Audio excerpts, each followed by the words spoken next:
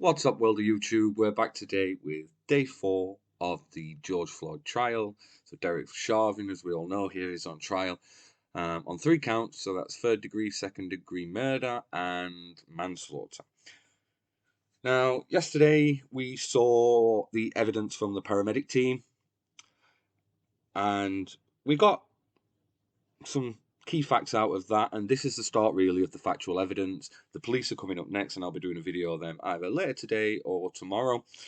But we're going to focus on the 2 paramedics at first. Now, the first one to take the stand was a Mr. Seth Bravender. Now, there isn't an V in his name, but he spells it with that. Now, he was the driver of the ambulance that responded. At first, they went through his training to prove he was fully trained and legitimate, not just an EMT, a paramedic, which he is. Now, they also went through some of the response codes that they first got. For instance, a code 2 in America means non-life threatening, don't come with lights on. So that's what they got first. But he also had then advised later on, around about sort of 1.5 minutes later, he got a code 3, which then does indicate risk to life. So at that point, they went with lights and sirens and a full emergency response. Now, he did advise also that when he arrived, George Floyd was unresponsive and in handcuffs. Now, his position during all this, his partner was the first one to go and attend to George Floyd. They didn't seem to be in much of a rush, as we've all seen from the video there. The driver was starting in the back of the ambulance, getting ready to fetch the stretcher if needed, while his partner checked George Floyd's carotid artery, so the one in his neck, pulse there, and checked his pupils to determine what was up with him. And at that point, they determined he was in a cardiac arrest. So that means his heart has stopped, no pulse, and didn't advise the cause of this because they said it can be caused by all sorts of different issues. So he didn't go into the main issues of what could cause that. He said it's multiple issues that could. They then sort of unloaded the stretcher, so this is the driver. Now, the prosecution asks, why did you want to put him basically in the back of the ambulance before starting work on him, is what they're getting at there. And this was his response. In cardiac arrest, what did you decide to do? My partner said, let's just get him in the truck.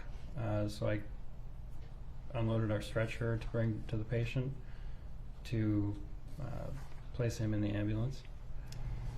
And what was the reason for getting him into the truck? Yeah. All of our equipment at that point was in the truck for resuscitating the patient. And we also didn't have Minneapolis Fire there yet, which they work with us on critical patients like that and help us a lot. So kind of for resource management, we needed to get in the truck. And then on top of that, there was also a crowd of people that appeared very upset on the sidewalk, and I think there was some yelling and stuff, and we, in my mind at least, we also want to get away from that, because running a cardiac arrest, it takes a lot of mental power and focus, and it can be taxing on our ability, so we want to do that in the optimum environment we can. You've just seen there, he advised, and don't forget he's a prosecution witness, so he's here to help the prosecution. He advised equipment was in the back of the truck, so that's why they wanted to get in the truck, and he had no fire support. But he did also mention the crowd of people were upset, and he wanted to get away from that. Now, he wanted to get away from that, he advised, because he needed all his attention, but this is key. This is key. So that does lead into the defense of the crowd was a threat. But then the prosecution also asked, why do you need fire? And this was his response. There's just a lot of different skills we're going to be doing on a patient to try to resuscitate them, and we work closely with Minneapolis Fire. They're all EMTs, and they work with us on resuscitating a patient, doing things like breathing for them with like a BVM to help the patient breathe or do chest compressions, stuff like that. Now, you may be wondering why they're going into this and what possible tactics could be in play here, because really this is about what happened to George with the police and not about sort of the instructions or anything like that. That happened with any sort of emergency services after. Now, this is key because this is a tactic to say that an off-duty firefighter was there and could have helped. However, in my opinion, she was angry and she had no ID. And she also had a plain clothes on. Even though she testified in a firefighter uniform, she had plain clothes on. So, in my opinion, that would lead to the officers not believing her. Then, sort of, they went through the steps taken on Floyd when he was in the back of the ambulance and also asked about the drugs given. That'll become key later on. Now, the defence then asked, is CPR training different to sort of EMS training and paramedic training? Seth answered, yes. This is a key defence tactic to claim that the off-duty firefighter that was there did not have the equipment to help. So we're just going to have a quick look at that.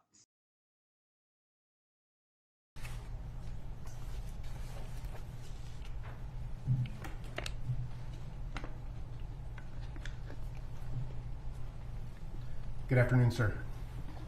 Hello. Yep, we're afternoon. Sorry, I had to check the time. Yeah. Thank you for being here. Just have a few follow-up questions for you.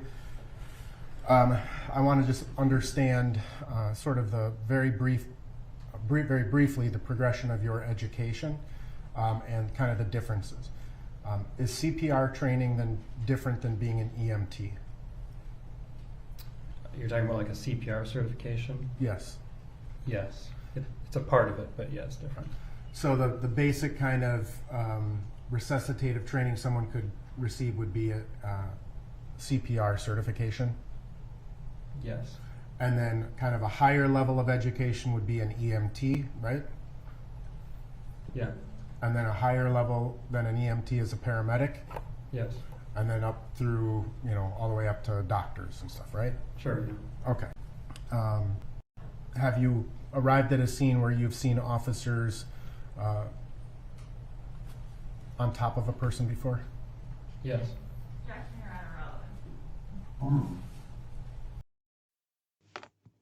So you saw Seth there confirm that he is a paramedic. Now that's another good defence tactic, confirming he's not an EMT. He's not CPR, just CPR certified. He's a paramedic, which they are different levels to. So again, that's all about the off-duty firefighter. Now we also asked there, as you saw, have you ever been in situations like this before? With the police sort of struggling on top of people. Now, that was them really getting a good answer there to say yes. So he's adding more context to this. Now, he also asked if he's ever responded to overdose risk before, and this was his answer. And is that because when people are sometimes resuscitated or treated for an overdose, they become aggressive and violent? Objection, Your Honor. Relevant topic. Overruled, if you know. Sorry, can you say that again? Sure. Is it the practice to have police respond to those calls because when people are resuscitated or revived from an overdose, they can become violent or aggressive? It can happen sometimes, yes. Have you personally seen that happen? Yes.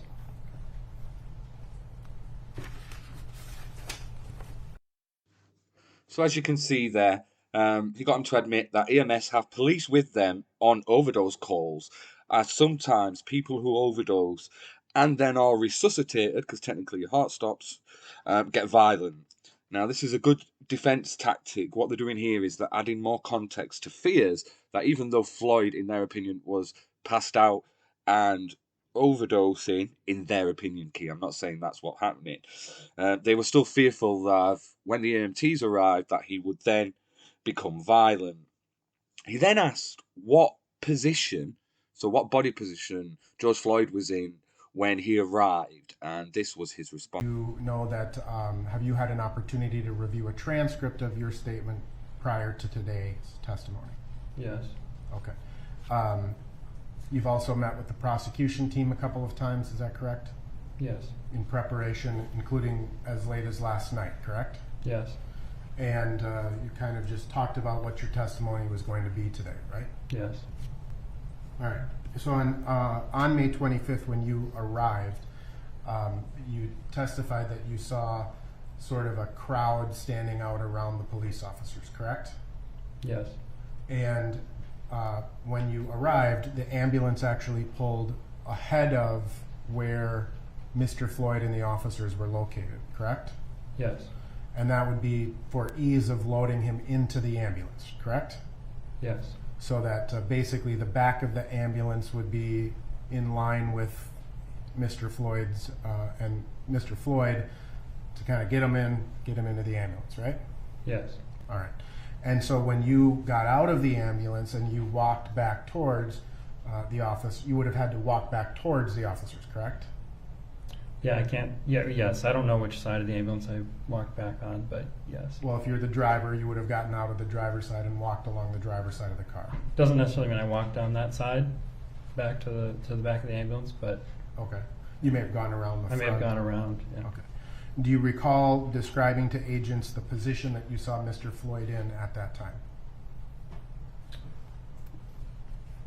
I can't. Yes, I remember talking about it. You remember talking about it? Yes. And what did you tell the agents about how you observed Mr. Floyd's body position to be? I can't remember the exact details. I remember he was on the ground and he had handcuffs in place. Okay. Do you remember saying that he was primarily on his left side?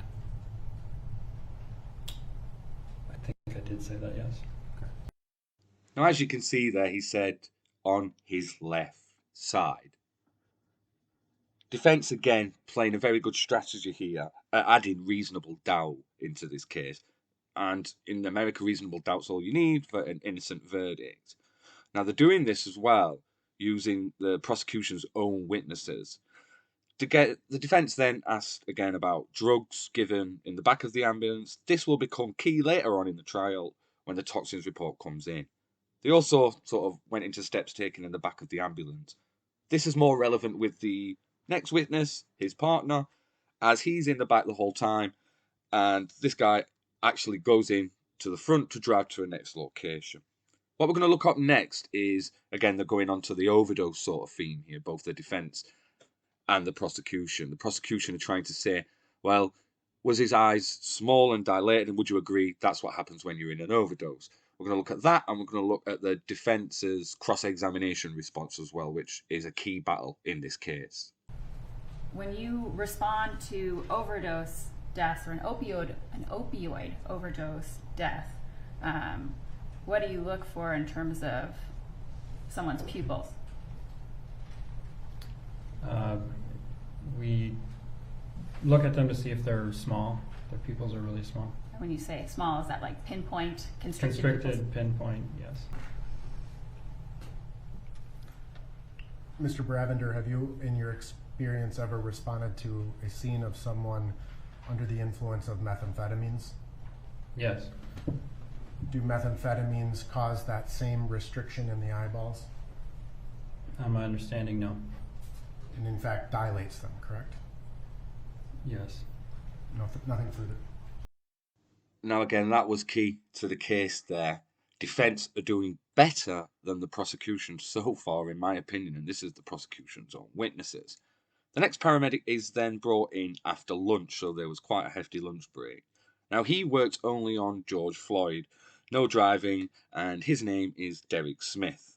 Again, they went through the same sort of building stuff, making sure the jury know that he's qualified, talking about his past jobs, and all the training, and pretty much the same thing. Now, there's only a few key bits from this one, because as I said, he went through almost the same thing as what the driver went through, but he did it from the perspective of him in the back of the truck.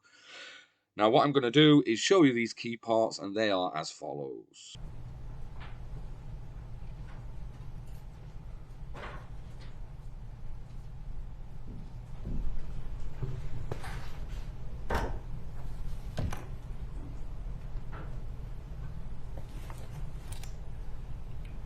Good afternoon, sir. Hello, sir. Thank you for being here. Thanks for having me. Just a few questions for you. Not very many at all, actually. This is going to sound a little odd, but is it common to feel for a pulse with using your thumb? Like if I was feeling for a pulse on someone's arm, would you use your thumb or should you use fingers? Generally fingers. Is that because you have a pulse in your thumb? And It's you said to be, yeah.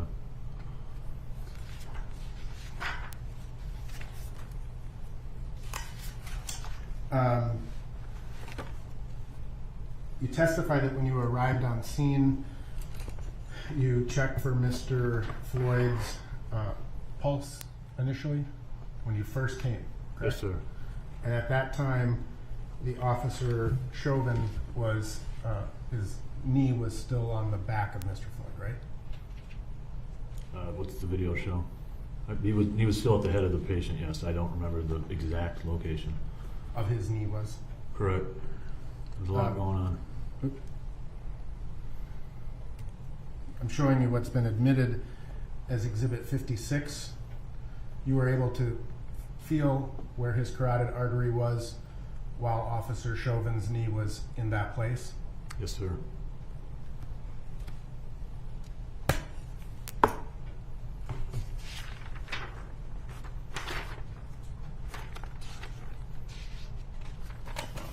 You testified that a police officer got in the back of the ambulance with you and began chest compressions at your direction Yes, sir. as you were preparing to engage in resuscitative efforts, right? What's the... You're reconfirming what she's already gone over, is that correct? Correct. Then, yeah. Right. So, officers in the back doing chest compressions, you're getting set up, correct? Yes, sir. You went to the second location so that your partner could get back in the back with you to take over for the officer, right? Not to take over. We needed everybody we could at that time. Okay. Why didn't you just have the officer help you continue so you could go straight to the hospital? That's not what we do. Is it because he's not an EMT? Any layperson can do chest compressions. There's no reason Minneapolis couldn't have started chest compressions. That's not my question. My question is, he's not an EMT, correct? I don't know the level of certification of the individual that got into the back of my rig. All right. You wanted a partner who could help you out, correct? I wanted as many people that were willing to help me at that time to work this cardiac arrest. All right. And that's why fire came, right? Correct. And ultimately, the officer was kind of put out of the rig. Correct. I have no further questions.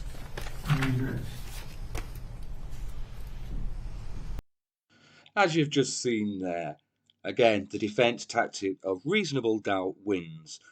Now, the reason they asked about the thumb and the pulse in the thumb is that the officers checked George Floyd's pulse with the thumb, so they're trying to say, well, he might have thought they were still alive because they could feel their own pulse. Again, reasonable doubts. He even got the EMT paramedic to say that Officer Chauvin had his knee in his back, and the paramedic didn't say no, so the defence said, so you saw that he had his position in his back, you saw his response there.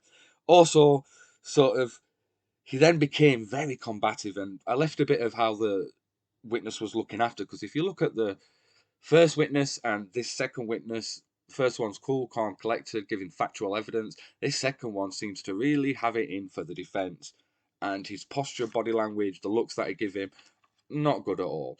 Now, this has been the response from the EMTs. There were also a fire officer that did eventually show up that did give some evidence as well. We've already gone over that this is all to add to the off-duty firewoman and things like that.